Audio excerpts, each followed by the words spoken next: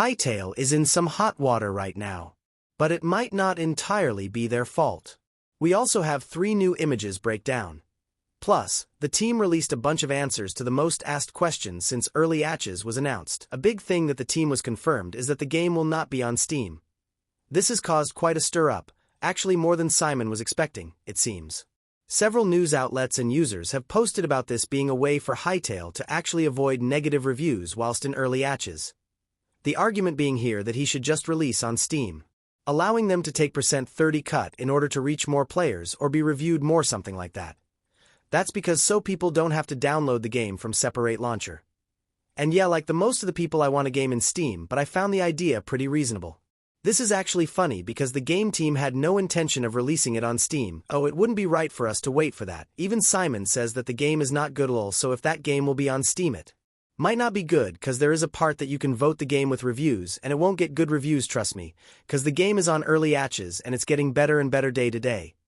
They already shared the first post about this question on their own website, and they say, no, not initially.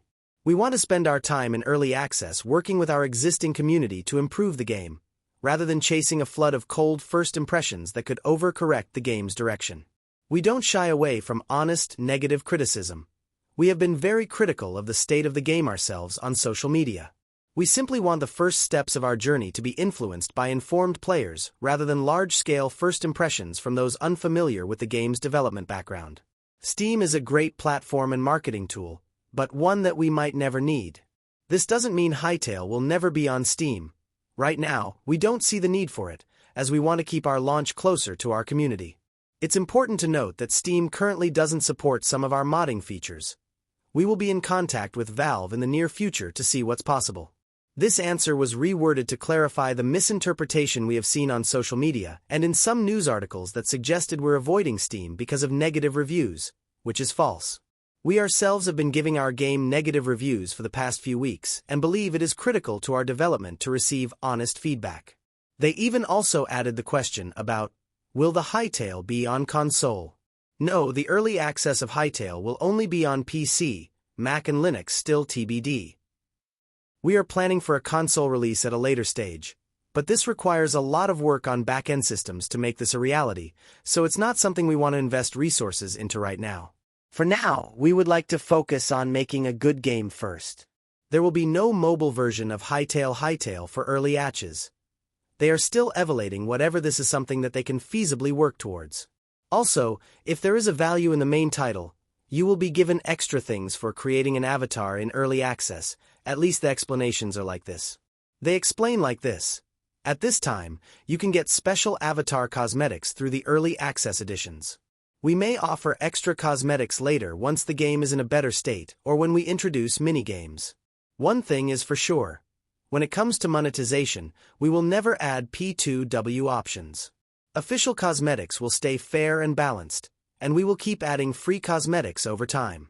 This approach helps keep the base price low, grow the community, and cover long-term costs like updates, live services, and minigame infrastructure. Official avatar cosmetics is the one area we reserve for ourselves for now, though we might involve the community later. That being said, modders can still create visual mods such as furniture, pets, hats, and avatar cosmetics. As these aren't official content of the game, any player who wants to see these cosmetics needs to have the mod installed.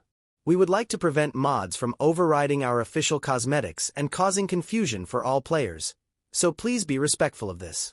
Third-party servers are allowed to override cosmetics to match their theme, or to sell their own cosmetics for their server only to cover their costs. However, we ask servers to continue supporting the official cosmetics, as this helps us keep developing tools, assets, and updates for them. In the future, we may also work directly with artists who do well so they can sell their work in the official in-game store.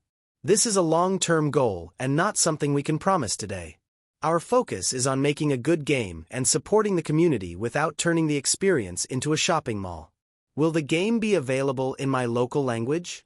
Initially, Hytale will only be available in English, but the game is already built with localization in mind. We had a very good experience with Crowdin, so with the community's help, we can create an amazing localized experience for everyone. Maybe a few of you even want to bring back pirate speak. Yar!